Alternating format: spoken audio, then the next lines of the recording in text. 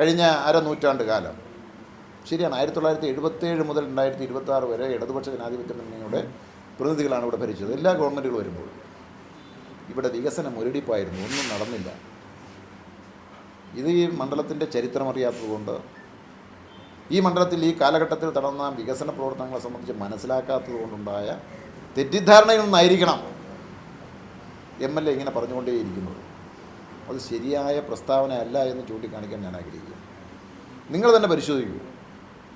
പാവന നിയോജകമണ്ഡലത്തിൽ 1977 നിയോജകമണ്ഡലം ഇപ്പോഴത്തെ നിയോജകമണ്ഡലം തമ്മിലുള്ള വ്യത്യാസം അത് സ്വാഭാവികമായ വളർച്ചയൊന്നുമല്ല. അന്താരാഷ്ട്ര പ്രശസ്തമായ സ്ഥാപനങ്ങൾ ഇവിടെ വന്നിട്ടുണ്ട്. TBJRI പാലോട് കേന്ദ്ര സംസ്ഥാന ഗവൺമെൻറ്റുകളെല്ലാം ഇടപെട്ടുകൊണ്ട് വന്നതാണ്. പക്ഷേ ആ സ്ഥാപനം വരുമ്പോൾ ഇവിടെ LDFൻ്റേതാണ് ജനപ്രതിനിധി. തൊട്ടുപുറത്ത് VBI വെറ്ററിനറി ബയോളജിക്കൽ ഇൻസ്റ്റിറ്റ്യൂട്ട്, അതിന്നിപ്പോൾ അനിമൽ ഹെൽത്ത് സെൻ്ററാണ്. വലിയ സ്ഥാപനമാണ്, ഏഷ്യയിലെ തന്നെ പ്രശസ്തമായ സ്ഥാപനമാണ്. ഈ കഴിഞ്ഞ 10 വർഷക്കാലത്തിനിടയിൽ അതിനകത്ത് വലിയ നവീകരണങ്ങൾ നടന്നിട്ടുണ്ട്.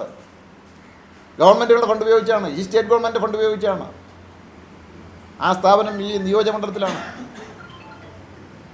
ജില്ലാ പഞ്ചായത്തിൻ്റെയും ഗവൺമെൻറ് കൃഷി വകുപ്പിൻ്റെയും 2 ഫാമുകൾ ഒരുപാട് ആളുകൾക്ക് ജോലി കൊടുക്കുന്നതാണ്. അത് ആ ജോലി കൊടുക്കുന്ന സ്ഥാപനം ഈ നിയോജകമണ്ഡലത്തിലാണ്. ജില്ലാ പഞ്ചായത്തിൻ്റെ കൃഷി ഫാം, അതുപോലെ തന്നെ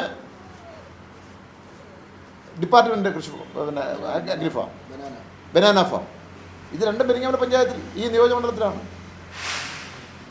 നമ്മുടെ സ്കൂളുകൾ അപ്ഗ്രേഡ് ചെയ്ത് ഹൈസ്കൂളായത്, ഹയർ സെക്കൻഡറി ആയത്, വൊക്കേഷണൽ ഹയർ സെക്കൻഡറിക്കല്ല പറഞ്ഞത്.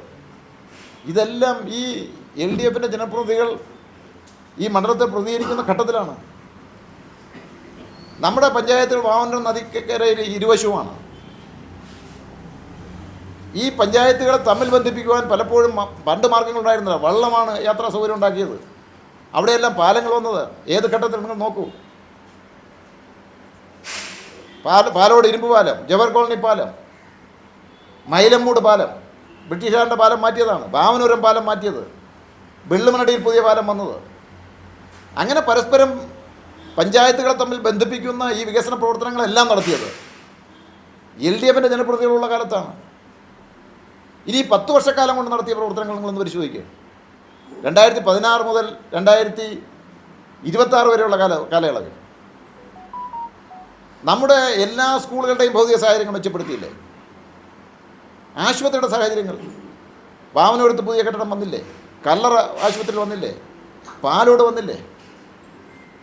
എല്ലാ പഞ്ചായത്ത് ഡിസ്പെൻസറികളും കുടുംബാരോഗ്യ കേന്ദ്രമായി ഉയർത്തപ്പെട്ടില്ലേ? അതിന് പുതിയ സ്റ്റാഫ് വന്നു. ആരോഗ്യരംഗത്ത് മെച്ചപ്പെട്ട പ്രവർത്തനങ്ങൾ വന്നു. ഈ 10 വർഷത്തിനിടയിൽ നടന്ന വികസന പ്രവർത്തനങ്ങളാണ്.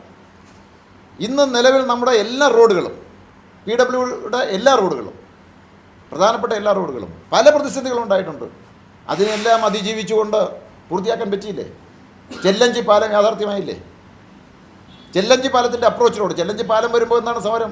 അപ്രോച്ച് റോഡില്ല, എങ്ങനെ മുന്നോട്ട് പോകും? ഇപ്പോൾ അപ്രോച്ച് റോഡ് വന്നില്ലേ? വികസന പ്രവർത്തനങ്ങൾ അങ്ങനെ പടിപടിയായിട്ടാണ് വരുന്നത്. അതെല്ലാം ഈ 10 വർഷക്കാലത്തിന് യാഥാർത്ഥ്യമായില്ലേ? കാരേറ്റ് പാലോട് റോഡ് കരാറുകാരൻ കളഞ്ഞിട്ട് പോയതാണ്, ഞങ്ങൾ കളഞ്ഞിട്ട് പോയില്ലല്ലോ. കൂടെ നിന്ന് അവസാനം റീടെൻഡർ ചെയ്ത് കൂടുതൽ തുകയെല്ലാം വേണ്ടി വന്നു. ശ്രീധന്യ കൺസ്ട്രക്ഷൻ എടുത്തത് പൂർത്തിയാക്കിയില്ലേ? അത്തരത്തിൽ പരിശോധിച്ചാൽ പൊന്മുടിയിലെ വികസനം, പൊന്മുടിയിലെ ഇന്നത്തെ PWD ഗസ്റ്റ് ഹൗസ്, അത് പണ്ട് കാലത്തെ തുടങ്ങിയതല്ലേ? UDFൻ്റെ കാലത്ത് തന്നെ തുടങ്ങിയതാണ്. പക്ഷെ അത് പൂർത്തിയാക്കാൻ LDFൻ്റെ ഗവൺമെൻറ് വേണ്ടി വന്നില്ലേ? പൊന്മുടിയിലൊരു പോലീസ് സ്റ്റേഷൻ വാടകയ്ക്കാണ് പ്രവർത്തിച്ചിരുന്നത്. ഇന്ന് സ്വന്തം സ്ഥലത്ത് ട്രാൻസ്ജെൻഡർ ലോക്കപ്പ് ഉൾപ്പെടെ, അത് വലിയ പ്രത്യേകതയാണ്. ഈ ജില്ലയിൽ മറ്റിടത്തുമില്ല, കേരളത്തിൽ തന്നെ പൂർവ്വമാണ്. ആ പോലീസ് സ്റ്റേഷൻ വന്നില്ലേ? എക്കോ ഫ്രണ്ട്ലിയായിട്ടുള്ളൊരു പോലീസ് സ്റ്റേഷൻ നിങ്ങൾ പോയി പരിശോധിക്കുക. ഒരു ടൂറിസ്റ്റ് സെൻ്റർ എന്ന നിലയിൽ ഈ 10 വർഷക്കാലത്തിനിടയിൽ പൊന്മുടിയിലുണ്ടായ വികസനവും പൊന്മുടിയിലേക്ക് ടൂറിസ്റ്റുകൾ, തദ്ദേശീയരും അല്ലാത്തവരുമായ ടൂറിസ്റ്റുകൾ വന്ന് പോകുന്നതിൻ്റെ എണ്ണവും നിങ്ങൾ ആ വ്യത്യാസം ഒന്ന് പഠിച്ചു നോക്ക്. 10 വർഷത്തിന് ശേഷം ഉണ്ടായ പുരോഗതി നമുക്ക് മനസ്സിലാവില്ലേ? അവിടുത്തെ PWD rest house, camp shed, അത് നവീകരിച്ച് പുതിയ കെട്ടിടം ഉയർന്നുകൊണ്ടിരിക്കുകയല്ലേ? ഉള്ള കെട്ടിടങ്ങൾ നവീകരിച്ചു, ഇപ്പോൾ പുതിയ കെട്ടിടം അവിടെ പണി നടന്നുകൊണ്ടിരിക്കുകയാണ്. പൊന്മുടിയിലേക്കുള്ള റോഡ് 101 കോടി രൂപയുടെ റോഡല്ലേ? BMNBC നിലവാരത്തിലേക്ക് വളരുകയല്ലേ? അപ്പോൾ ഏത് തലത്തിലെടുത്ത് പരിശോധിച്ചാൽ ഇനി വെഞ്ഞാറമൂട്ടിൽ പുതിയ സ്ഥാപനങ്ങളൊന്നുമില്ല എന്ന് പറയുന്നു. വെഞ്ഞാറമൂട്ടിലെ PW റെസ്റ്റ് ഹൗസ് ഉദ്ഘാടനത്തിന് ഭാഗമായി നിൽക്കുകയാണ്. എന്തുകൊണ്ട് തെരഞ്ഞെടുപ്പിന് മുമ്പ് ഉദ്ഘാടനം നടത്തിയില്ല എന്ന് പറഞ്ഞാൽ അതിൻ്റെ ഫർണിച്ചറും മറ്റു സൗകര്യങ്ങളും കൂടി വരാതെ ഉദ്ഘാടനം നടത്തണ്ട എന്നൊറ്റ നിർബന്ധം കൊണ്ടാണ്. ഉദ്ഘാടനമൊന്നും ആളുകളെ വഞ്ചിക്കാൻ വേണ്ടിയല്ലല്ലോ. ഉദ്ഘാടകനായിട്ടോ അതിൻ്റെ അധ്യക്ഷനായിട്ടോ ഞാൻ വരിക എന്നുള്ളതല്ലോ പ്രാധാന്യം. അത് നാടിന് പ്രയോജനപ്പെടുന്ന രൂപത്തിൽ ആകട്ടെ. അതിപ്പോൾ പൂർത്തിയാക്കി നിങ്ങൾ പോയി നോക്കുമ്പോൾ അറിയാമല്ലോ. ഫയർ സ്റ്റേഷൻ കീഴായിക്കോണത്ത് ഫയർ സ്റ്റേഷൻ വന്നത്, ഫയർ സ്റ്റേഷൻ വരുമ്പോഴും ഇവിടുത്തെ ജനപ്രതിനിധി LDFൻ്റെ ആണ്. അത് വാടക കെട്ടിടത്തിലാണ്. ഈ 10 വർഷക്കാലത്തിനിടയിലാണ് ഫയർ സ്റ്റേഷൻ ആവശ്യമായ ആധുനിക സൗകര്യങ്ങളുള്ള വാഹനങ്ങൾ ലഭ്യമായത്. അതിന് കീഴായിക്കോണത്ത് വസ്തു പതിച്ച് ഫയർ സ്റ്റേഷന് കൈമാറി അതിൽ പുതിയ കെട്ടിടം പണിത്, അപ്പോൾ യാർഡിന് വേണ്ടി 80 ലക്ഷം രൂപയുടെ എസ്റ്റിമേറ്റ്, 70 ലക്ഷം രൂപയുടെ യാർഡിനുള്ള ടെൻഡറും കഴിഞ്ഞിട്ടാണ് യഥാർത്ഥത്തിൽ 2016 എൻ്റെ പീരീഡിലാണ് ഇതെല്ലാം നടന്നത്. അവിടെയും ഉദ്ഘാടനം നടത്തുന്നത് ആ യാർഡ് കൂടി പൂർത്തിയാക്കട്ടെ എന്ന് കരുതിയിട്ടാണ്.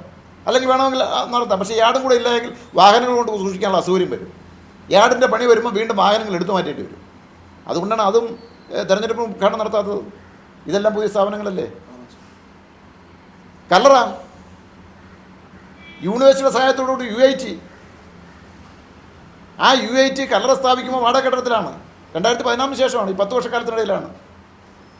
അവിടെ ഞങ്ങൾ നാട്ടുകാരുടെ സഹായത്തോടു കൂടി 35 സെൻറ്റ് പിന്നെ ഭൂമി, ഹൈസ്കൂളിന് കളിസ്ഥലത്തിന് വേണ്ടി വാങ്ങിയിരുന്ന ഭൂമി കൈമാറി അവിടെ MLAയുടെ ആസ്തി വികസന ഫണ്ടിൽ നിന്ന് 1,20 ലക്ഷം രൂപ മുടക്കി പുതിയ കെട്ടിടം വന്നു. ഒരു ITA സ്ഥാപനം, ഒരു ജൂനിയർ കോളേജ് കല്ലറ ഇപ്പോൾ പ്രവർത്തിക്കുകയാണ്. ഇത് ഈ ഘട്ടത്തിൽ വന്ന പുതിയ സ്ഥാപനമല്ലേ. കളമച്ചൽ ITIക്ക് 3.5 കോടി രൂപയാണ്. 1.5 ഏക്കർ പുരയിടമാണ് അവിടുത്തെ നാട്ടുകാരുടെ എല്ലാം സഹായത്തോടു കൂടി തൊഴിൽ വകുപ്പിന് സംഭാവന ചെയ്തത്. ITI ആരംഭിച്ചു കഴിഞ്ഞല്ലോ.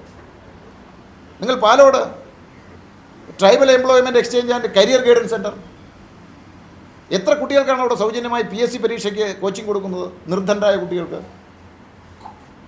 എത്ര പേർക്കാണ് ആ എംപ്ലോയ്മെൻറ്റ് എക്സ്ചേഞ്ച് പുതിയതായതുകൊണ്ടാണ് പ്ലേസ്മെൻറ്റ് കിട്ടിയിട്ടുള്ളത്? നിങ്ങൾ അന്വേഷിച്ച് നോക്ക്. ഈ മാറ്റങ്ങളെല്ലാം ഈ നിയോജകമണ്ഡലത്തിൽ ഈ കാലയളവിൽ, ഇത് 10 വർഷത്തിനിടയിലാണ് വന്നത്. ഞാറനീലയിലെ MRS വന്നത് LDFൻ്റെ ജനപ്രതിനിധികളുള്ള കാലത്താണ്. അങ്ങനെ പറഞ്ഞാൽ എണ്ണിയാലൊടുങ്ങാത്ത വികസനങ്ങളും പ്രവർത്തനങ്ങളും കൂടെ ഈ ജില്ലയിൽ ഏറ്റവും മെച്ചപ്പെട്ട ഒരു നിയോജകമണ്ഡലമായി മാറ്റാൻ ഈ 1977 മുതൽ 2021 വരെ 26 വരെ പ്രവർത്തിച്ച LDFൻ്റെ ജനപ്രതിനിധികൾക്കായിട്ടുണ്ട്. ഇതിൻ്റെ എല്ലാം നേരെ കണ്ണടച്ചുകൊണ്ട് വികസനം ഒരിടപ്പാണ് എന്ന് പറയുന്നത് വിജയത്തിൻ്റെ അഹങ്കാരം കൊണ്ടാണ് എങ്കിൽ അത് ജനാധിപത്യ വിരുദ്ധമാണ് എന്ന് മാത്രമേ എനിക്ക് സൂചിപ്പിക്കാനുള്ളൂ.